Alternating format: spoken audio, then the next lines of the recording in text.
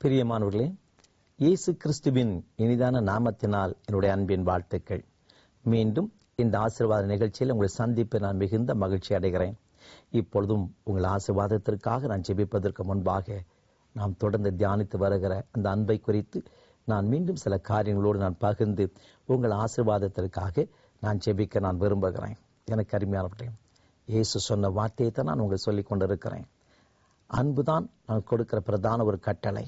இந்த ஒரு கட்டளைக்கு மாத்திரம் செவி கொடுக்க சொல். அந்த கட்டளைக்கு கீழ்ப்படிந்தாலே சகல நன்மைகளையும் என் பிள்ளைகள் சுதந்திரித்துக் கொள்ள முடியும். அதுதான் இயேசு சொல்லும்படியாக சொன்ன ஒரு வார்த்தை. எனக்கு அருமையானவர்களே, இந்த அன்புக்குள்ளே மறைந்திருக்கிற ஆசீர்வாதங்களை குறித்து தான் நான் இன்றைக்கு உங்களோடு நான் பேசிக் கொண்டிருக்கிறேன். இந்த நாளிலும் இந்த அன்புக்குள் மறைந்திருக்கிற இன்னொரு காரியம் என்ன, அதன் மூலம் நமக்கு எப்படிப்பட்ட ஆசீர்வாதம் வருகிறது? அதே 1 கொரிந்தியர் 13ஆம் அதிகாரம் 4ஆம் வசனத்தை மீண்டும் நீங்கள் வாசித்து பாருங்கள். அங்கே தேவனுடைய வார்த்தை அழகாக சொல்லப்பட்டு இருக்கிறது. இந்த வசனத்தை நான் மீண்டும் வாசிக்கிறேன். அன்பு நீடிய சாந்தமும் தயவும் உள்ளது. வசனம் அழகாய் சொல்லுகிறது. அன்புக்கு மறைந்திருக்கிற இன்னொரு பெரிய ஒரு ஆசீர்வாதமே தயவு என்று எழுதப்பட்டு இருக்கிறது. கைண்ட் என்று சொல்லுகிறார்கள். லவ் இஸ் கைண்ட் என்று சொல்லுகிறார்கள். இல்லாட்டினா இன்னும் நான் வேறு விதமாக இதை நான் சொல்ல வேண்டுமானால், இந்த அன்புக்குள் மறைந்திருக்கிற ஒரு பெரிய ஒரு ஆசீர்வாதமே அதை பாசம் என்று சொல்ல முடியும். யோசிச்சு பாருங்க. இன்னைக்கு சில பேர் சொல்லுவாங்க, பாசமே இல்லை பிரதர், என் அன்பே இல்லாதபடி இருக்கிறாங்க, ஒரு பாசம் கூட காட்டவே மாட்டேங்கிறாங்க. யோசித்து பாருங்க. ஆனால் இந்த அன்புக்குள்ள இருக்கிற பெரிய ஒரு ஆசீர்வாதமே பாசம் தான். இன்னைக்கு ஏன் மற்றவங்க நேசிக்க முடியல, ஏன் மற்றவர்களுக்கு நம்ம மனம் கலந்து பேச முடியல? யோசித்து பாருங்க. அந்த பாசம் நமக்குள்ள இல்லை. அதனால தான் தேவனுடைய ஆசீர்வாதத்தை நாம் பெற்றுக்கொள்ள முடியாதபடி இருக்கிறது. நீங்க சங்கீதம் 145:9 வாசித்து பாருங்கள். தேவன் தயவுள்ளவர் என்று எழுதப்பட்டு இருக்கிறது. தேவன் நம்மீது பாசமுள்ள ஒரு தேவன். யோசிச்சு பாருங்க. அப்ப தேவன் நம்மீது பாசமா இருக்க வேண்டுமானால், நம்மீது அன்பு வைத்து நம்மீது பாசம் வைத்து தேவன் நமக்கு கொடுக்க வேண்டுமானால், நாம எப்படி மற்றவர்கள் அன்பு செலுத்துகிறோம், எவ்வளவு தூரம் நம்ம பாசம் வைக்கிறோமோ அப்படித்தான் தேவனுடைய ஆசீர்வாதத்தையும் நாம் சுதந்திரித்துக் கொள்ள முடியும். சிலர் சொல்லுவாங்க, பிரதர், மனுஷர்கள் தான் என் மீது பாசம் வைக்கல, ஆண்டவராது என் மீது பாசமா இருக்கக்கூடாதா? இயேசு கூட என் கூட பாசமா இல்லை. எத்தனை பேர் மன வேதனை சொல்ல நான் கேட்டு இருக்கிறேன். சொல்லுவாங்க, பெற்ற பிள்ளைகளுக்கு தான் பாசம் இல்லைன்னு யோசித்தேன், உடம்பு வந்தவங்களுக்கு தான் பாசம் இல்லை. ஆனா பாருங்க, ஆண்டவர் கூட என் மேல பாசம் இல்லாம போயிருச்சே சிலர் சொல்ல நான் பார்த்திருக்கிறேன். எனக்கு அருமையானவர்களே, ஆனால் தேவன் தயவுள்ளவர் என்று வேதம் சொல்லுகிறது.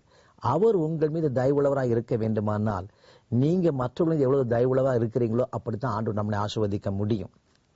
வேதமே சொல்லுகிறது, மனுஷன் எதை விதைக்கிறானோ அதை அறுப்பான். நாம மற்றவர்கள் அன்பு செலுத்தினால், மற்றவர்கள் பாசம் வைத்தால், ஆண்டவர் நம்ம மீது பாசம் வைப்பார்.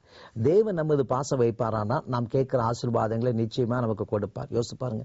உங்க பிள்ளை மேல நீங்க பாசம் வைத்தால், உங்க பிள்ளை என்ன கேட்டாலும் நீங்க கொடுத்துக்கிட்டே இருப்பீங்க. யோசிச்சு பாருங்க. அவன் எனக்கு ரொம்ப பிரியமான பையன், நான் மீது எவ்வளவு பாசம் வைத்திருக்கிறேன். யோசிச்சு பாருங்க. நிச்சயமாகவே நீங்கள் மற்றவர்கள் மீது எந்த அளவுக்கு பாசம் வைக்கிறீர்களோ அந்த அளவிற்கு தான் தேவன் நம்மை ஆசீர்வதித்து வைத்த முடியும். ஒரு முறை ஒரு ஊழியக்காரர் சொன்ன ஒரு சம்பவத்தை நான் உங்களுக்கு சொல்ல நான் விரும்புகிறேன். அவர் சொன்ன சம்பவமே எனக்கு உண்மையிலே ரொம்ப சந்தோஷத்தை கொடுத்தது.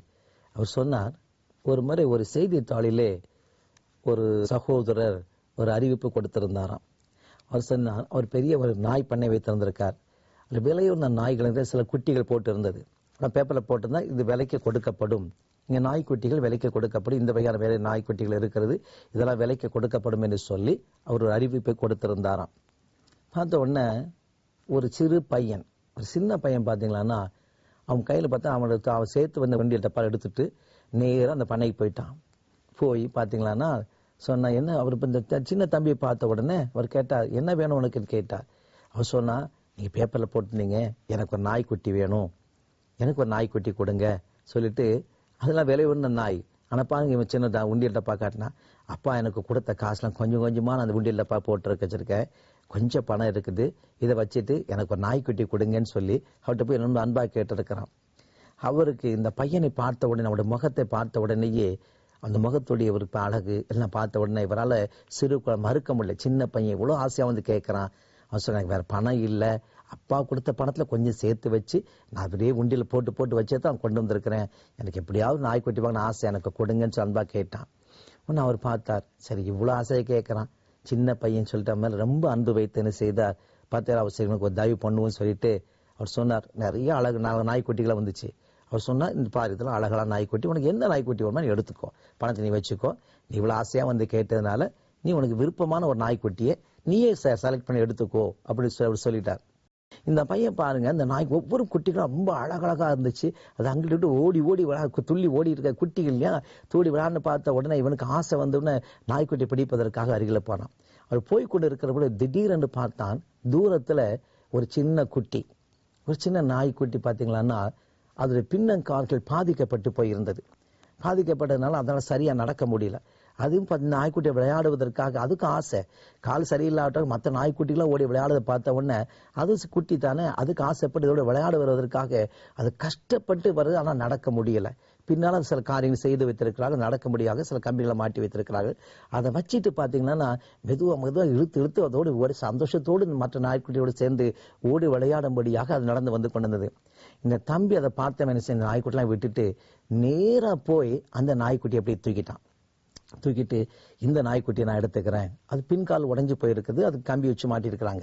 அப்ப சொன்னார், இந்த நாய்க்குட்டி எனக்கு நான் எடுத்துக்கிறேன்னு சொன்ன உடனே அந்த நாய் பண்ணையை சேர்ந்த முதலாளி சொன்னார், தம்பி இது எல்லாம் நல்ல நாய்க்குட்டி, விளையாடுறது நல்ல இது பா, நல்லா ஓடி விளையாடுது, இது நீ விளையாட உனக்கு அது நல்லா இருக்கும், அதோடு ஓடி விளையாட முடியும், அதால் ஒன்றும் செய்ய முடியாது, அது கால் உடைந்து போய்விட்டது, கால் உடைந்தவருக்கு சரியில்லாத ஒரு நாய்க்குட்டி, அதுக்கு நாங்கள் கம்பியெல்லாம் மாட்டி வச்சிருக்கிறோம், அதை கொண்டு போய் என்ன செய்யப்படாது, அதை ஓட முடியாது, அது உன்னோடு விளையாடவும் முடியாது, அதை வச்சு நீ என்ன செய்ய போற அப்படின்னு சொல்லி அந்த ஓனர் கேட்டாராம்.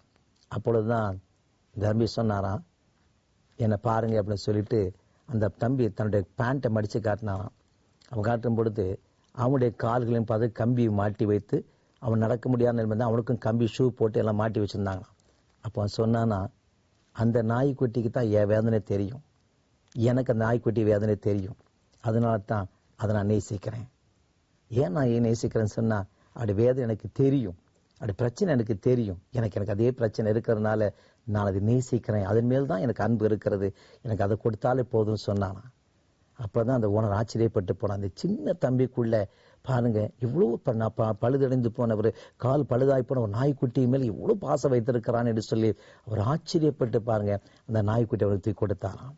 யோசித்து பாருங்க, அந்த தம்பிக்கு புரியுது, யாருமே இல்லை அந்த நாய்க்குட்டி, அதுக்கு ஆசை இருக்குது மற்றவங்களோடு கூட இருக்கணும், ஆனா மற்ற நாய்க்குட்டி அதோட இருக்க மாட்டேங்குது, எல்லாம் ஓடி போயிருது, அது தனித்து விடப்பட்ட நிலைமையில். யோசிச்சு பாருங்க, அதுக்குள்ள ஒரு ஏக்கத்தை பார்க்கிறான், ஐயோ தன்னை நேசிப்பது மற்ற நாய்க்குட்டிகள் என்னோடு வந்து விளையாடல, எல்லாம் ஓடி போயிருது, எனக்கு ஆசை இருக்கு அவங்களோட கூட விளையாடணும்னு சொல்லி, ஆனா என்னால் ஓட முடியலையேன்னு சொன்ன பொழுது இந்த தம்பிக்கு அந்த நாய்க்குட்டிக்குள்ள இருந்த வேதனையை புரிந்து கொள்ளக்கூடிய ஒரு உணர்வு இருந்தது. ஆனால் அந்த பாசம் வெளிப்படுத்தி அதை வாங்கி கொண்டான். நீ யோசித்து பாருங்க, இன்னைக்கு மற்றவர்கள் மீது நம்ம புரிந்து பாசம் வைக்கிறோமா, அவருடைய வேதனை புரிந்து கொள்கிறோமா, மற்றவருடைய வேதனை புரிந்து அவர்கள் மீது மெய்யாகவே நம்ம பாசம் வைத்து நம்முடைய தேவனுடைய தயவை வெளிப்படுத்தி காண்பிப்போம். ஆனால் நீங்கள் தயவு செய்கிற பொழுது பரலோகம் அதை பார்க்கும், தேவன் அதை பார்ப்பார்.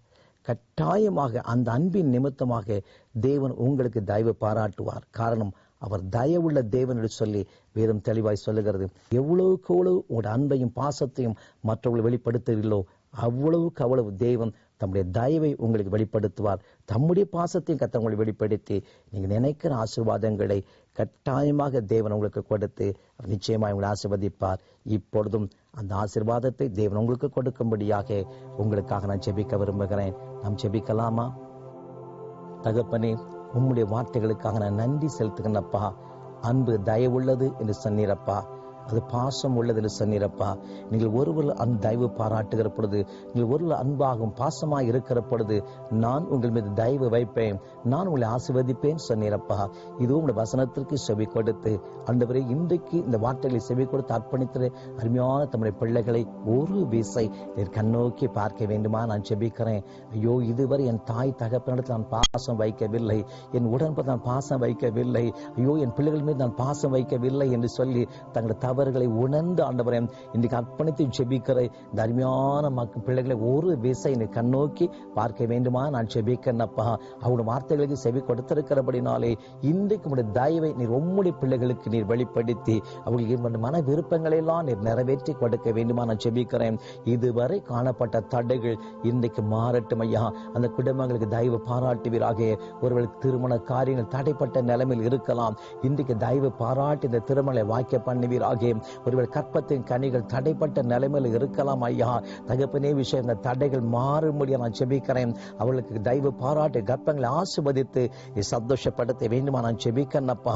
ஒரு வேலைக்கான தடைப்பட்ட நிலைமையில் இருக்கலாம், அவர்கள் தயவு பாராட்டி வேலை அற்புதம் நடக்கட்டும் ஐயா. இனி என்னென்ன காரியத்திலே உங்களுடைய தயவை எதிர்பார்க்கிறார்களோ சகல காரியத்தில் தயவு பாராட்டி அற்புதங்களை செய்வீராக. வியாதிப்பட்ட தம்முடைய பிள்ளைகளுக்கு நீ தயவு பாராட்டி வியாதி படுகளை மாற்ற வேண்டுமா நான் ஜெபிக்கிறேன்ப்பா. இந்த ஆசீர்வாத நிகழ்ச்சியில் ஆண்டவரே நீ சொன்ன வார்த்தை சொல்லியிருக்கிறபடினாலே நீ சொன்ன அந்த ஆசீர்வாதங்களை உடைய பிள்ளைகளுக்கு கொடுத்து நீர் ஆசீர்வதிக்க வேண்டுமா நான் ஜெபிக்கிறேன். உங்களுடைய கர்மம் அப்படி ஆசீர்வதித்து விட்டதற்காக உமக்கு ஸ்தோத்திரம். இயேசுவின் நாமத்தில் ஜெபிக்கிறேன் பிதாவே. ஆமென், ஆமென். பிரியமானவர்களே, கர்த்தருடைய வார்த்தைகளுக்கு நீங்கள் செவி கொடுத்தபடினால் இந்த நாளில் தேவன் உங்களுக்கு தயவு பாராட்டி சகல நன்மைகள் கொடுத்தவர் ஆசீர்வதிப்பார். ஆமென்.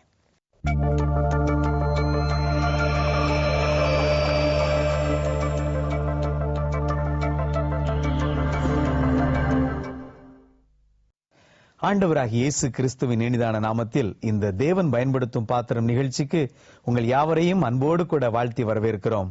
அன்பு தேவனுடைய பிள்ளைகளே, இந்த நாளிலும் தூத்துக்குடி பகுதியிலிருந்து கர்த்தருடைய ஊழியத்தை நிறைவேற்றி வரும் அன்பு சகோதரர் சாமுவேல் ராஜ் அவர்கள் வந்திருக்கிறார்கள். அறுவடை ராஜா ஊழியம் என்ற ஊழியத்தை நடத்தி வரும் அந்த அன்பு சகோதரரை நாம் இப்பொழுது சந்திப்போமா? Praise the Lord brother. இந்த தேவன் பயன்படுத்தும் பாத்திரம் நிகழ்ச்சியிலே உங்களை சந்திப்பது மிக்க மகிழ்ச்சி. ஆண்டவருக்காக பல ஆண்டு காலமாக நீங்கள் ஊழியம் செய்து அநேக ஆத்துமாக்களை கிறிஸ்துவின் மந்தையில் கொண்டு வந்து சேர்க்க பிரயாசப்பட்டு வருகிறீர்கள் என்பதை கேள்விப்பட்டு மிக்க மகிழ்ச்சி அடைகிறோம். இந்த நாளிலும் உங்களுடைய அனுபவங்கள், ஆண்டவர் உங்களை தெரிந்து கொண்ட பயன்படுத்தி வருகிற அனுபவங்களை நீங்கள் பகிர்ந்து கொண்டால் நம்முடைய நிகழ்ச்சியை பார்க்கிற தேவனுடைய பிள்ளைகள் உங்களுக்காக ஜெபிப்பார்கள். அது உங்களுடைய ஊழியத்திற்கும் உங்களுக்கும் அது மிகுந்த பலனுள்ளதா இருக்கும் என்று சொல்லி விசுவாசிக்கிறோம்.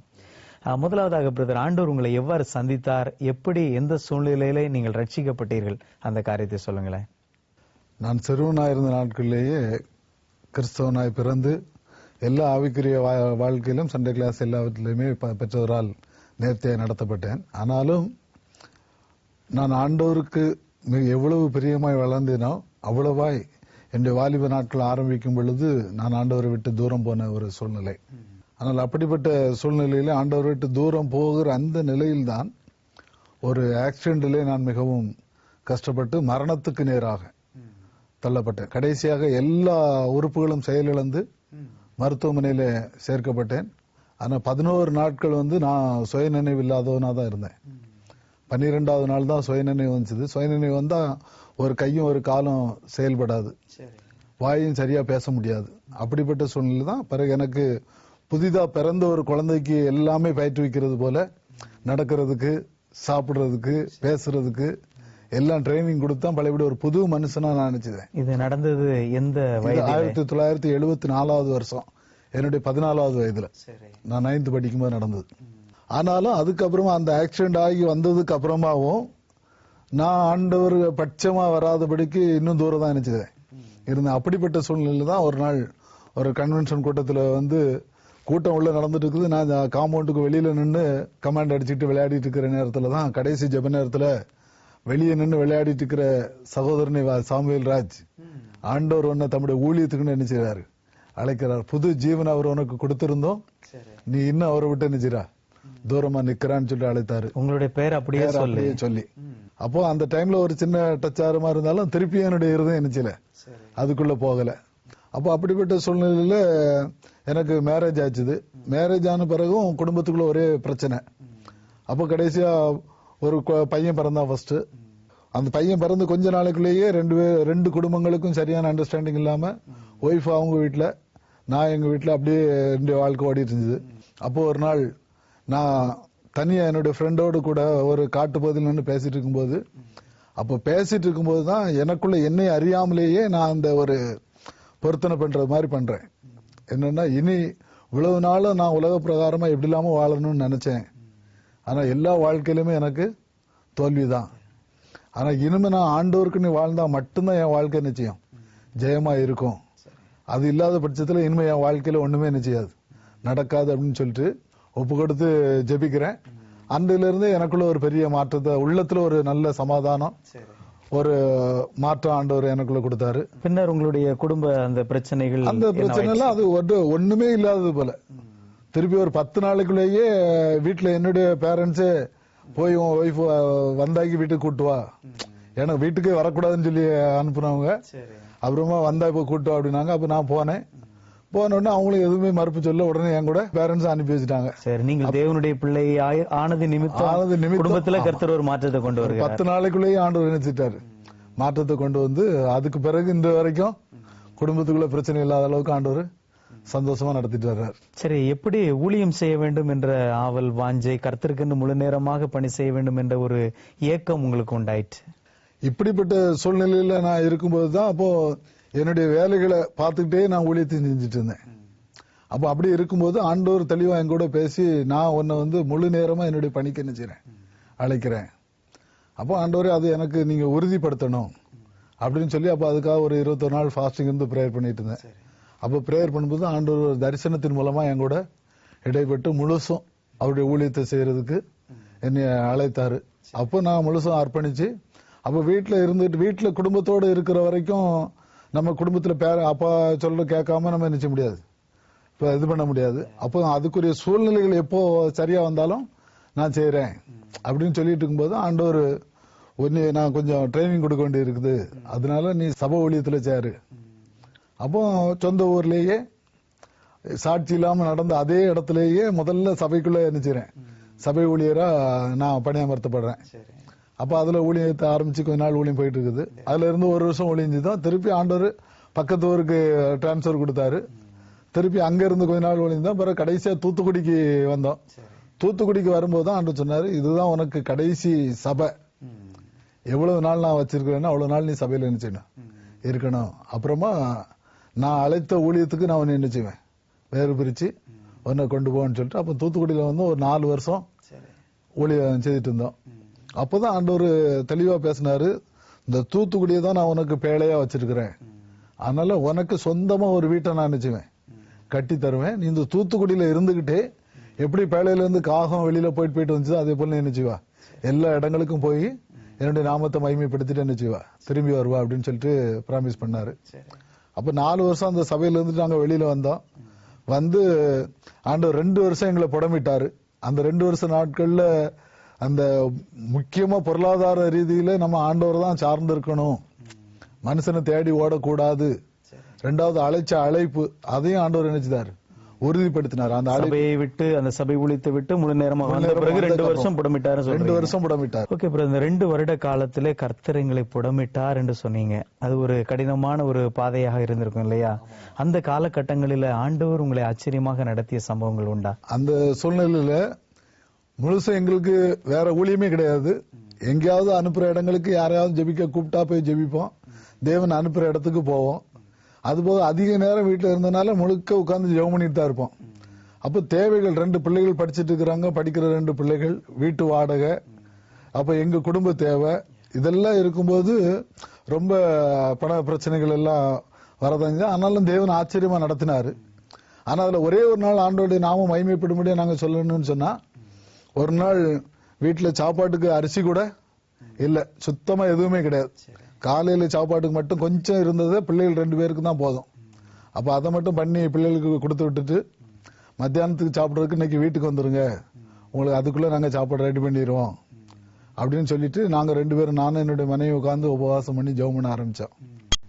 ஏன்னா அரிசி கடை வச்சிருக்கிற ஆட்கள், பிசினஸ் பண்ற ஆட்கள் எங்களுக்கு ஃப்ரெண்ட்ஸ் இருந்தாலும் அவங்ககிட்ட போய் கேட்டா உடனே கொடுத்துருப்பாங்க.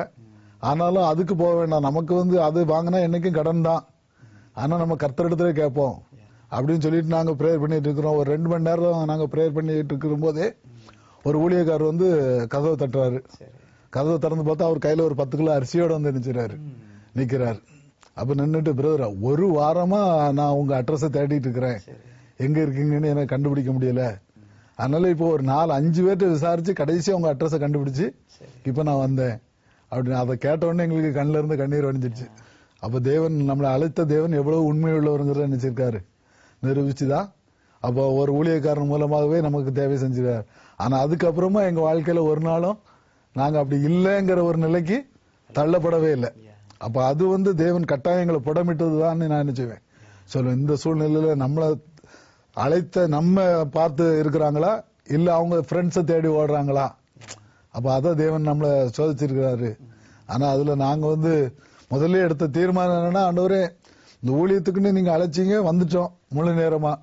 இனிமே எங்க தேவைக்காக நாங்க எந்த மனுஷர்கிட்டையும் போய் நிச்சய மாட்டோம், கேட்க மாட்டோம், ஜெபம் பண்ணோம். எங்க தேவை நீங்க கொடுத்தா சாப்பிடும், இல்லைன்னா பட்டினி இருப்போம். 2 பிள்ளைகளும் சின்ன பிள்ளைகள். இந்த பிள்ளைகளுக்கு நீங்க கொடுத்தா கொடுக்க போறோம், இல்லைன்னாக்கா அதுவும் எங்க கூட நிச்சயம் இருக்கும். அப்படிதான் சொன்னோம். ஆனா இன்றைக்கு வரைக்கும் ஆண்டவர் எங்களுக்கு என்ன செய்யல, அப்படி ஒரு பட்டினி போடல. இன்றைக்கு வரைக்கும் ஆண்டவர் நேர்த்தி மேலும் பட்டினி போட மாட்டார். அழைத்தவர் உண்மையுள்ளவர் நிச்சயம் நடத்திட்டு வர்றார். ரொம்ப சந்தோஷம் பிரதர். உங்களுடைய ஊழியத்தின் ஒரு முக்கியமான தரிசனம், நோக்கம் என்ன? ஊழியத்தினுடைய முக்கியமான தரிசனம்னு சொல்லும் போது, ஆண்டவர் எனக்கு கொடுத்த வசனம் ரோமர் 10:1 தான். இஸ்ரவேல ரட்சிக்கப்பட வேண்டும் என்பதே என் இருதயத்தின் வாஞ்சியும் என் உள்ளத்தின் ஏக்கமா இருக்கிறதுன்னு பவுல் சொல்றாரு இல்லையா? அதைத்தான் வச்சு கிறிஸ்தவர்கள் உயிர்ப்பிக்கப்படணும். ஏன்னா இன்னைக்கு நிறைய கிறிஸ்தவங்க அவங்க ஏதோ நம்ம கிறிஸ்டியானிட்டி ஆயிட்டோம், அதனால நம்ம பரலோகத்துக்கு போயிடலாம் அப்படிங்கறதுல பாரம்பரியமா வாழ்ந்துட்டு இருக்கிறாங்க. அதல்ல, கிறிஸ்தவ ஜீவியங்கிறது முழுசும் வேறுபட்ட ஒரு ஜீவியம். அது ஜீவனுள்ள ஒரு வாழ்க்கை. அப்போ அவங்க ஆத்மா மீட்கப்படுறதுக்கு, உயிர்ப்பிக்கப்படுறதுக்கு, ஆண்டவருக்காக அவங்க செயல்படுறதுக்காக அவங்களை என்ன செய்யணும், நடத்தணும். அதுதான் தேவன் எனக்கு கொடுத்த தரிசனம். ஊழியத்தை செய்துட்டு இருக்கிறோம். சபைகள்ல அதிகமா கன்வென்ஷன்ல கூப்பிட்டு பயன்படுத்துறாங்க. அப்போ போற சபைகள் எல்லாம் ஆண்டவர் நல்ல ஒரு எழுப்புதலையும் ஒரு உயிர் மீட்சி என்ன செய்றாரு, கொடுக்கிறாரு. சரி பிரதர், இப்போ நீங்க அநேகமாக திருச்சபைகளுக்குள்ளாக சென்று சபைக்குள்ளாக இருக்கிற விசுவாசிகளை கிறிஸ்துவுக்குள் நிலைநிறுத்துகிற ஒரு ஊழியத்தை செய்கிறோம் என்று சொன்னீங்க. இப்போ நம்ம எழுப்புதல் அந்த காரியங்கள் எல்லாம் சபைகளிலே ஆரம்பித்து விட்டது என்று பரவலாக பேசப்படுகிறது பார்க்கிறோம். நீங்கள் செல்லுகிற சபைகளிலே ஜனங்கள் எழுப்புதல் அடைந்திருக்கிறார்களா அல்லது ஆவிக்குரிய அனல் இன்றி குளிர்ந்து போயிருக்கிறார்களா? என்ன நிலையில் இருக்கிறார்கள்? இன்றைக்கு எல்லா சபைகளிலுமே ஒரு பகுதி நல்ல எழுப்புதலுக்குள்ளதான் நினைச்சாங்க இருக்கிறாங்க. அதுல இன்னும் ஒரு பகுதி என்ன செய்றாங்க, எழுப்புதல் இல்லாம, அனலும் இல்லாம, குளிரும் இல்லாம, நமக்கு எதுக்கு இந்த ஒம்பு, நம்ம கதையை பார்த்துட்டு நம்ம என்ன செய்வோம் போவோம் அப்படின்ட்டு இருக்கிறாங்க. ஆனாலும் நம்ம ஆண்டவருடைய வார்த்தை, அவங்க ஆண்டவருக்குள்ள அந்த ஆராதனைக்கு தொடர்ந்து வர்றவங்க மாற்றங்களை பார்க்கிறோம்.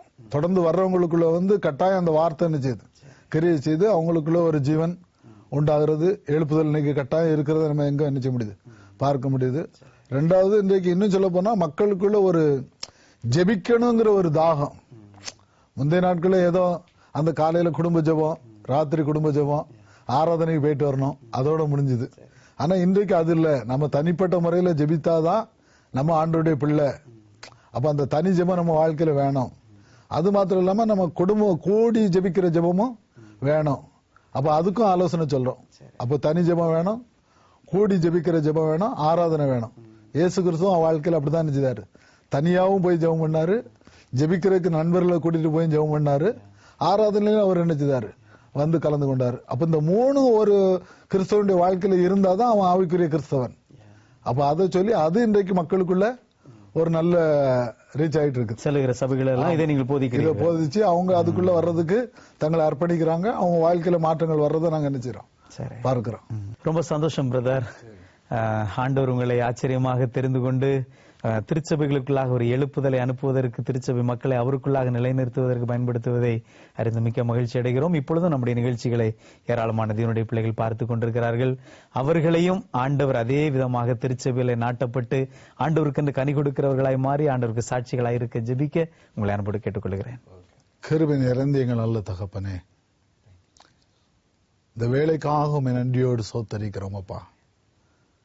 சகலத்தையும் அதனதன் காலத்தில் நேர்த்தியாய் செய்கிற எங்கள் ஆண்டவர், ஒவ்வொரு பிள்ளைகளுடைய வாழ்க்கையிலும் இப்பொழுதும் அவர்கள் என்ன தேவைகளோடு உம்மை நோக்கி பார்த்தாலும் அவருடைய தேவைகளை நீங்க சந்திக்க முடியாது ஜெபிக்கிறோம்.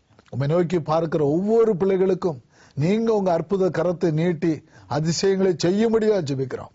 ஒரு விடுதலை உண்டாகட்டும் அப்பா, சரீரத்திலும் நல்ல ஆரோக்கியம் உண்டாகட்டும் தகப்பனே. அவர்கள் எதிர்பார்த்திருக்கிற சகல காரியங்களும் நன்மையாய் அவர்களுக்கு நீங்க வாய்க்க பண்ணும்படியா ஜெபிக்கிறோம். தொடர்ந்து எங்களை உங்களுடைய கரத்தில் அர்ப்பணிக்கிறோம். நீங்க எடுத்து உங்க சித்தம் நிறைவேறத்தக்கதாக பயன்படுத்த வேண்டும் என்று சொல்லி அர்ப்பணிக்கிறோம். கிருபைக்குள் மூடிக்கொள்ளுங்க. நாம மாத்திரம் மகிமைப்படட்டும். இயேசுவின் நாமத்தில் ஜெபிக்கிறோம் நல்ல பிதாவே, ஆமென். ரொம்ப சந்தோஷம் பிரதர். ஆண்டவர் உங்களை தொடர்ந்து தம்முடைய ஊழியத்தில் வல்லமையாக பயன்படுத்துவார். அநேகரை கிறிஸ்துவுக்குள் நிலைநிறுத்த பயன்படுத்துவார். அதற்கு எங்களுடைய வாழ்த்துக்கள். நன்றி. பிரியமான தேவனுடைய பிள்ளைகளே, இந்த அன்பு சகோதரர் சொன்னபடி திருச்சபைகளுக்குள் இன்றைக்கு தேவை ஒரு மகா பெரிய எழுப்புதல், ஆவியின் அனல். இந்த சகோதரரை கர்த்தர் அந்த ஒரு எழுப்புதலை ஏற்படுத்தும்படியாக பயன்படுத்தி வருகிறதை அவர்கள் மூலமாக கேட்டோம் அல்லவா? இவர்களை உங்கள் பகுதிக்கு, உங்கள் திருச்சபையிலே நீங்கள் அழைத்து பயன்படுத்துங்கள். உங்கள் திருச்சபையில மகா பெரிய ஒரு எழுப்புதலை நீங்கள் காண ஆண்டவர் இவர்கள் மூலமாக உங்கள் பகுதியிலே பெரிய காரியங்களை செய்வார். ஆகவே இந்த ஊழியருக்காக நீங்கள் ஜெபியுங்கள், அவர்களை தாங்குங்கள். ஆண்டவர் உங்களையும் ஆசீர்வதிப்பார். மீண்டும் இது போன்றதொரு தேவன் பயன்படுத்தும் பாத்திரம் நிகழ்ச்சியில் நாம் சந்திப்போம். அதுவரை ஆண்டவர் இயேசு கிறிஸ்துவின் கிருபையும் சமாதானமும் உங்களோடு இருந்து உங்களை நடத்துவதாக. ஆமென்.